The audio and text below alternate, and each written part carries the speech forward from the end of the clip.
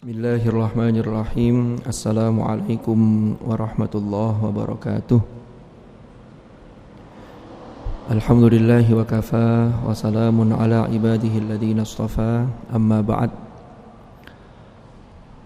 Hadratal muhtaramin, para alim, para ulama, para hadirin, para hadirat, jamaah Masjid Sabilillah rahimakumullah. Alhamdulillahi rabbil alamin.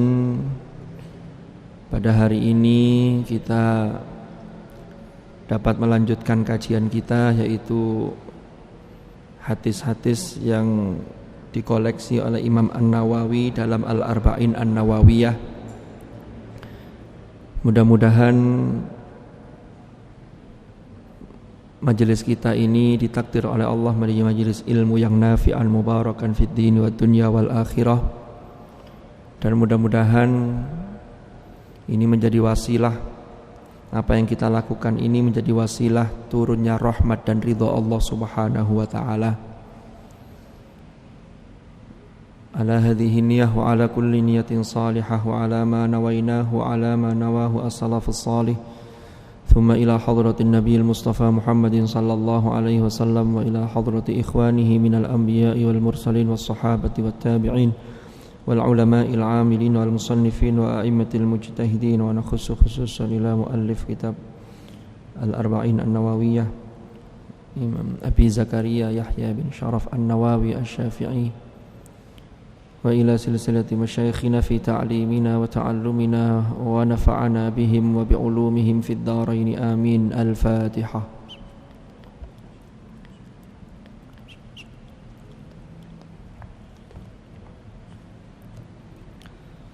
Bismillahirrahmanirrahim. Monggo kita niati untuk thalabul ilmi sekaligus iktikaf di masjid ini sambil menunggu datangnya waktu untuk iftar. Kita sekarang masuk ke al-hadithul ashir. Bismillahirrahmanirrahim. Qala al-muallif rahimahullahu ta'ala wa nafa'ana bihi wa bi'ulumihi fid dharain amin. Al-hadithul ashir, hadis yang ke-10. Al-halalu sababun li ijabati du'a wa aklul harami yamna'uha. Al-halalu utawi halal atau sesuatu yang halal iku sababun menjadi sebab li ijabati du'a bagi diijabahnya sebuah doa. Wa aklul haram, sedangkan makan atau mengkonsumsi sesuatu yang haram iku yamna'uha, dapat mencegah terkabulnya doa. An Abi Hurairah radhiyallahu anhu qol, diriwayatkan dari Abi Hurairah radhiyallahu an, berkata beliau, qala dawuh, bersabda sapa Rasulullah sallallahu alaihi wasallam. Ini hadis riwayat Abi Hurairah, bahwasanya Rasulullah sallallahu alaihi wasallam itu bersabda, innallaha ta'ala thayyibun la yaqbalu illa thayyiban wa innallaha ta'ala amaral mu'minina bima amara bihil mursalin. Sesungguhnya Allah Subhanahu wa ta'ala iku thayyib. Allah itu adalah zat yang thayyib, yang baik. La yaqbalu, tidak menerima sapa Allah illa thayyiban, kecuali ing sesuatu yang juga thayyib. Wa innallaha ta'ala amaral mu'minin, dan sesungguhnya Allah Subhanahu wa ta'ala memerintahkan kepada orang-orang beriman bima amara bihil mursalin. Bima kelawan sesuatu, atau bima kelawan sesuatu amaro yang telah memerintahkan sapa Allah bihi kelawan ma al mursalina ing para utusan. Jadi Allah Subhanahu wa ta'ala itu adalah zat yang thayyib, yang mana tidak menerima kecuali sesuatu yang juga thayyib, sesuatu yang baik. Dan Allah itu memerintahkan kepada kita orang-orang beriman itu sama dengan apa yang diperintahkan oleh Allah kepada para rasul, kepada para utusan Allah. Ini lanjutannya hadisnya. Rasulullah mengutip firman Allah, faqala ta'ala, Ya ayyuhar rusulu kulu minat thayyibati wa'malu salihah, yang artinya adalah wahai para rasul, makanlah kalian dari sesuatu yang thayyibat, wa'malu salihah, dan lakukanlah amal-amal yang salih, amal-amal baik. Wa qala ta'ala, dan Allah juga berfirman, Ya ayyuhalladzina amanu kulu min thayyibati ma razaqnakum, wahai orang-orang yang beriman, makanlah kalian dari yang baik-baik, dari apa-apa yang telah kami rizkikan kepada kalian. Tsumma dzakara, kemudian menyebut sapa Rasulullah sallallahu alaihi wasallam ar-rajula, ing seseorang, yutilus safara, yang lama melakukan perjalanan, asy'atha aghbara. Asy'atha itu rambutnya kusut. Jadi kalau zaman dulu itu orang melakukan perjalanan itu ada bekas perjalanan yang nampak, rambutnya kusut, aghbara, badannya berdebu karena melewati padang pasir. Beda dengan orang bepergian zaman sekarang. Kalau bepergian zaman sekarang naik mobil, mobilnya AC, tidak kelihatan, atau naik pesawat tidak kelihatan capek karena semuanya serba terfasilitasi. Lalu lanjutannya, yamuddu yadaihi ilas sama, orang ini ya menengadahkan tangannya ke langit, berdoa dia, lalu mengatakan ya Rabbi ya Rabbi. Jadi memohon kepada Allah dalam doanya itu, ya Rabbi, wahai Tuhanku, wahai Tuhanku. Lalu lanjut Rasulullah dalam hadis ini, wa mat'amuhu haram,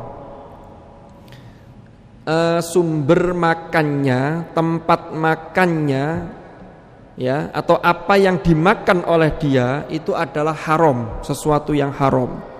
Wa mashrabuhu haram, minumnya juga minuman haram. Wa malbasuhu haram, pakaian yang dipakai itu adalah juga haram.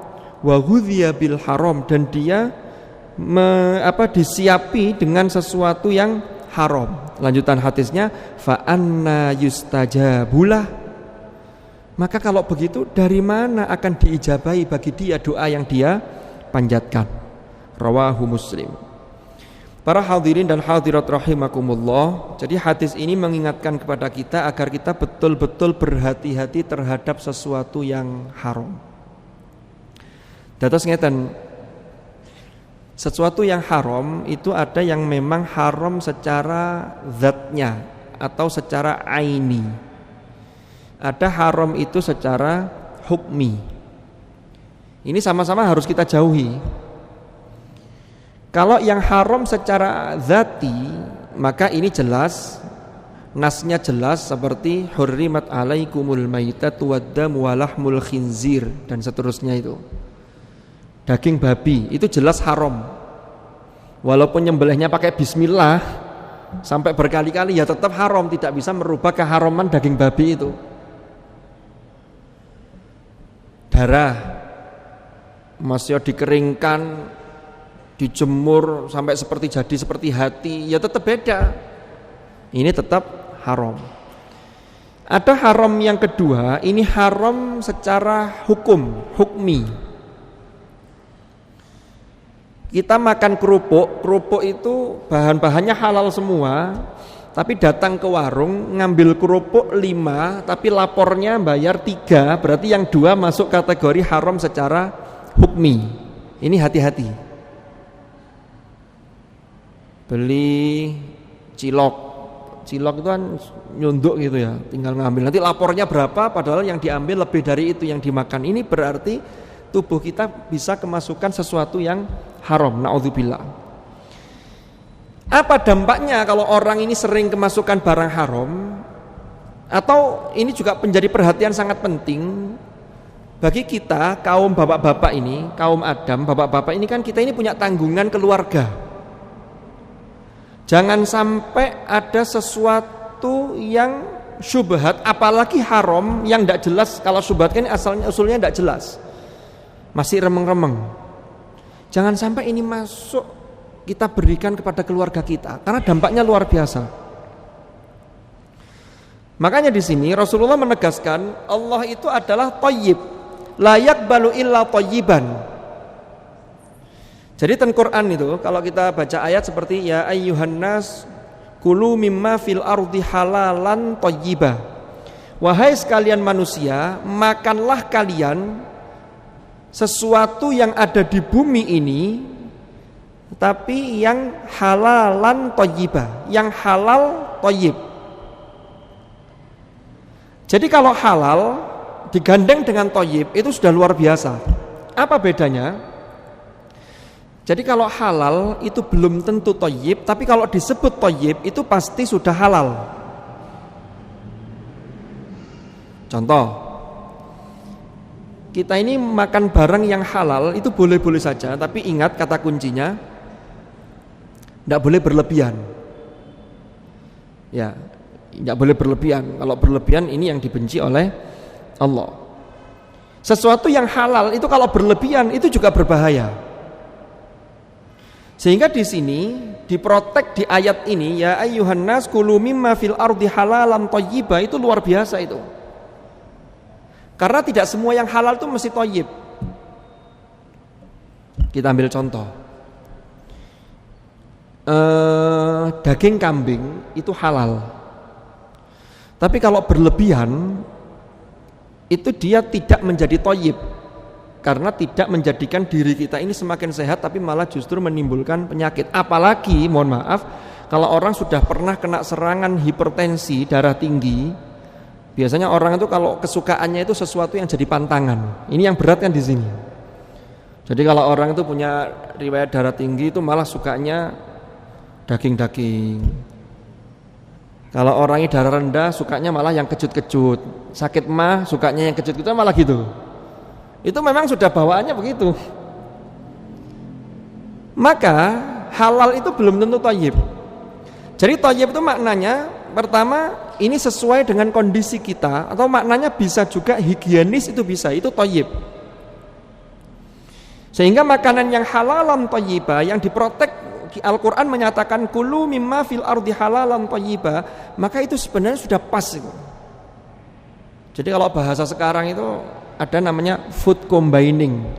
Jadi makan itu seimbang, tidak berlebih di porsi karbohidratnya. Kalau berlebih nanti jadinya ngantuk, berarti ini halal tapi tidak thayyib. Loh kan jadi begitu. Jadi ini sangat luar biasa. Al-Quran itu sudah mengingatkan kita betapa makanan itu mempengaruhi perilaku seseorang. Ada ayat falyanzuril insanu ila ta'amih. Hendaklah manusia itu melihat betul-betul hati-hati terhadap makanannya. Karena segala penyakit, mohon maaf, itu biasanya bersumber dari lambung. Nah lambung nanti urusannya dengan makanan. Puntalan dengan pirsani sakit nopo mawon. Itu kalau diruntut itu kenanya nanti awalnya lambung. Lambung itu dari apa? Dari makanan. Makan tidak teratur, sekali makan ya halal tapi tidak thayyib. Nah ini berbahaya. Kan lebih baik mencegah daripada mengobati. Oke, saya lanjutkan. Nah sekarang Rasulullah sekarang yang kita bahas itu adalah ayat yang dikutip oleh Rasulullah dalam hadis ini. Maka Rasulullah menyatakan faqala ta'ala ya ayyuhar rusul kulu minat thayyibati wa'malu shalihah. Wahai para utusan, makanlah kalian dari sesuatu yang thayyibat. Tadi sudah saya sampaikan, kalau disebut thayyibat berarti sudah pasti halal. Karena tidak mungkin yang haram disebut thayyib, itu tidak mungkin, tidak bisa. Lanjutannya ini yang menarik. Wa'malu sholihah. Apa kaitannya antara makan makanan yang thayyib dengan melakukan amal yang positif? Pertama, kita ini semua sudah hafal doa akan makan, bahkan sejak TK. TK dulu lancar, pas sudah besar sering lupa. Ingatnya bismillahnya tok. Allahumma barik lana fima rozaqtana wa qina adzabannar. Ini menarik doa ini. Ya Allah, berkahilah kepada kami di dalam sesuatu yang telah engkau rizkikan kepada kami, fima razaqtana. Lalu endingnya, terakhirnya doa itu waqina adzabannar, dan jagalah diri kami ini dari api neraka. Pertanyaan besarnya, apa hubungan makanan dengan api neraka? Ini ketemu di ayat ini. Ya ayyuhar rusul kulu minat thayyibat wa'malu shalihah. Pertama, kalau seseorang itu yang dikonsumsi adalah sesuatu yang haram, ini kita belum masuk ke tertolaknya doa tadi, belum. Ini baru terkait efeknya, dampaknya. Kan makanan yang diolah oleh tubuh kita, dibakar dengan oksigen, itu menjadi energi. Yang energi itu menjadi amal yang kita lakukan, gerak ini. Jadi ada potensi gerak. Allah menganugerahkan ada daya gerak, ada daya pikir, ada daya kolbu. Ini semuanya terkait dengan apa yang kita konsumsi. Kalau yang kita konsumsi halal lalu menyehatkan, maka tubuh ini diajak untuk ibadah itu semangat. Tapi kalau tidak menyehatkan, itu pertama malas bawaannya, kebanyakan karbohidratnya, akhirnya bawaannya ngantuk. Loh kan, diajak ibadah malas. Apalagi naudzubillah, kalau yang masuk barang haram, ini baru sekedar yang tidak thayyib loh ya. Kalau yang masuk barangnya haram, mohon maaf, ini diajak bener itu wangel. Diajak kebaikan itu abot. Pilihannya mesti begini, mulai meneh.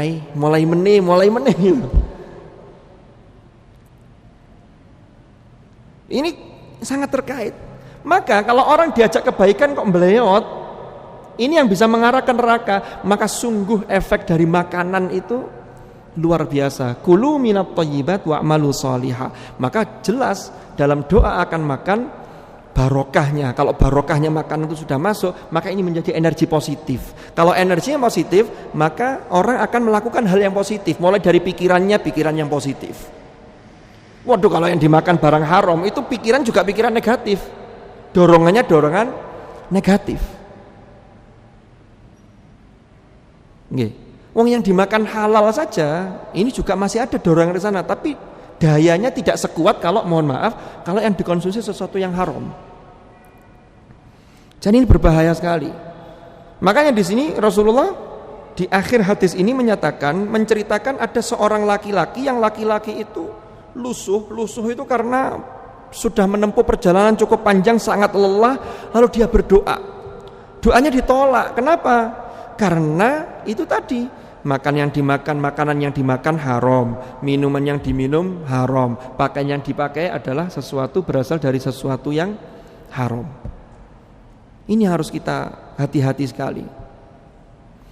Makanya yang paling penting ini para bapak-bapak ini yang punya tanggungan memberikan nafkah ini jangan sampai.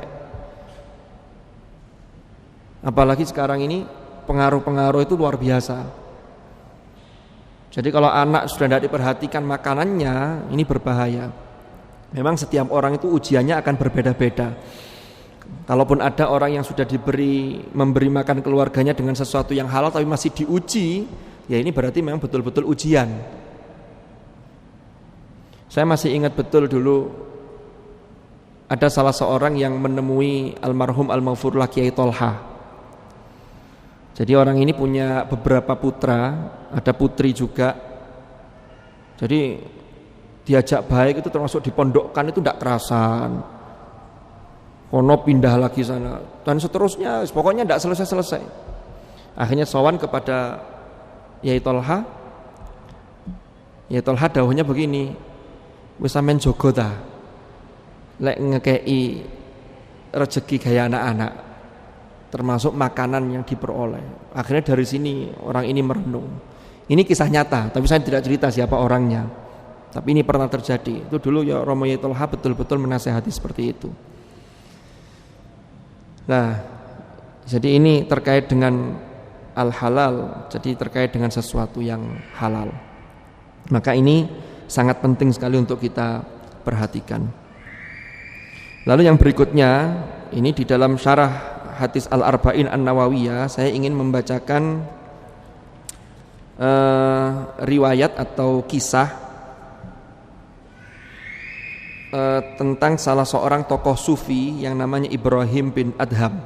Ini dikutip di dalam kitab ini disebutkan subjudulnya adalah asyratu asya'a sababun limautil qalbi. Jadi ada 10 hal yang menjadi sebab matinya hati seseorang. Nah, kalau hatinya seseorang itu mati, ya gimana doanya tidak tertolak? Karena sinyalnya kan tidak kuat. Saya sebelum ke sini, ini saya kutip sedikit di dalam surah Al-Baqarah, rangkaian ayat puasa itu di yang bawah Al-Baqarah 185. Allah berfirman, wa idza sa'alaka 'ibadi 'anni fa inni qarib.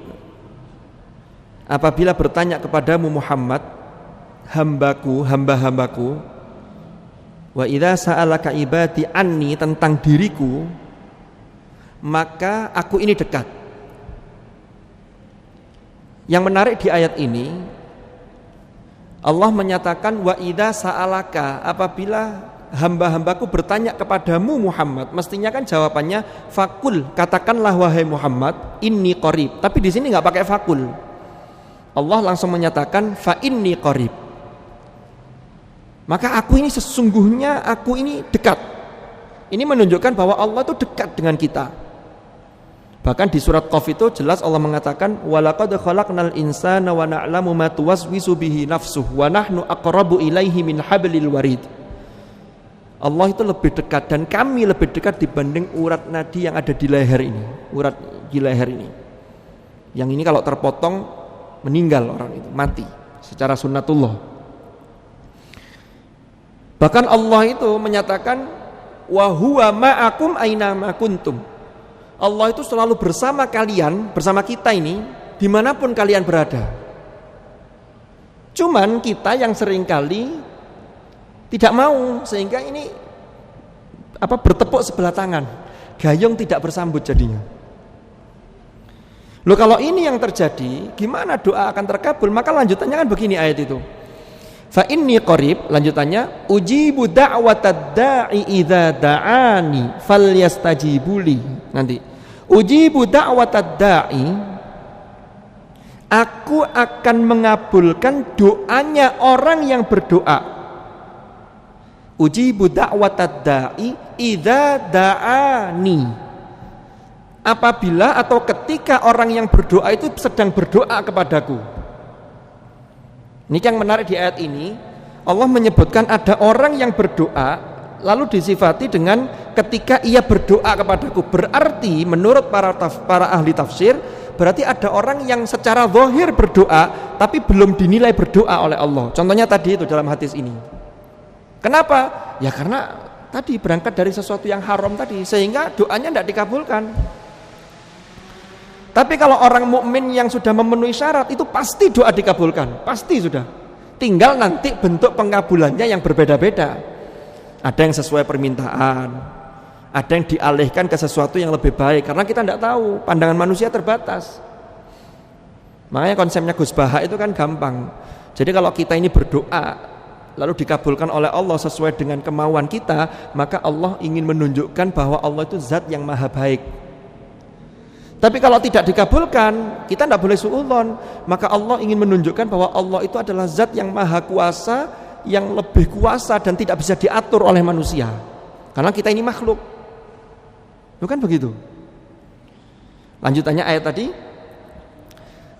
berarti ada orang yang berdoa tapi tidak dinilai berdoa karena belum memenuhi syarat-syarat berdoa, sehingga tertolak doanya.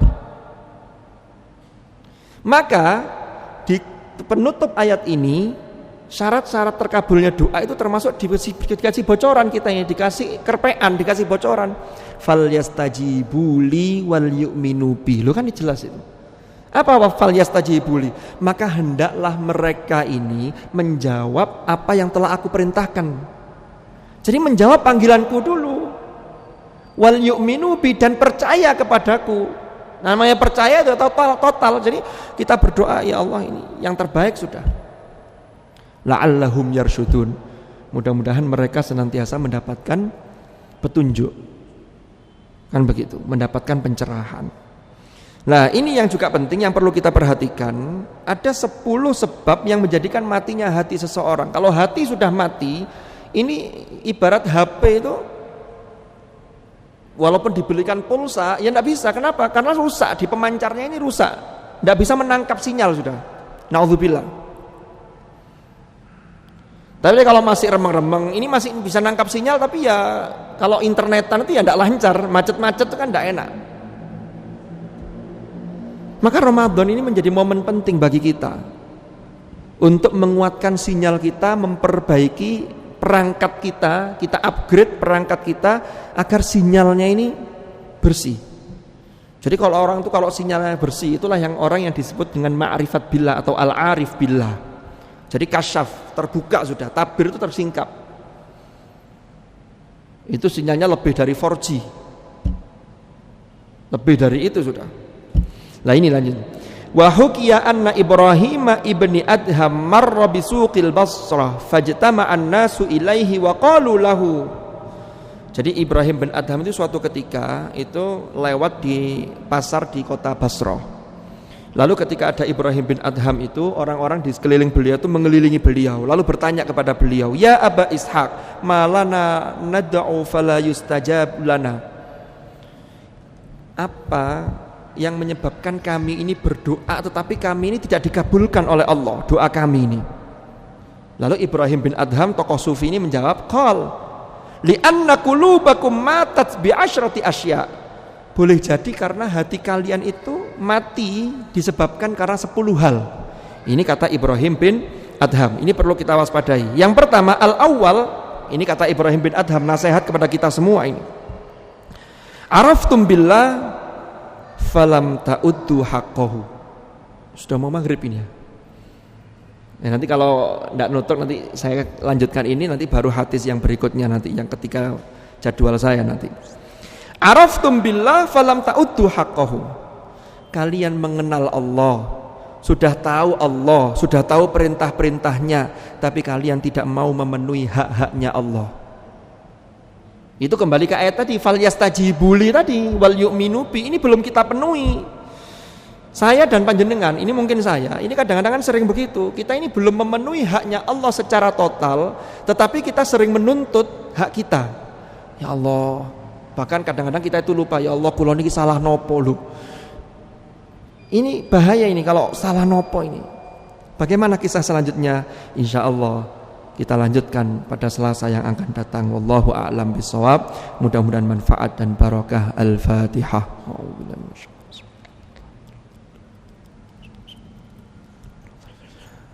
Terima kasih. Kurang lebih mohon maaf. Hadanallahu wa iyyakum ajma'in. Assalamualaikum warahmatullahi wabarakatuh.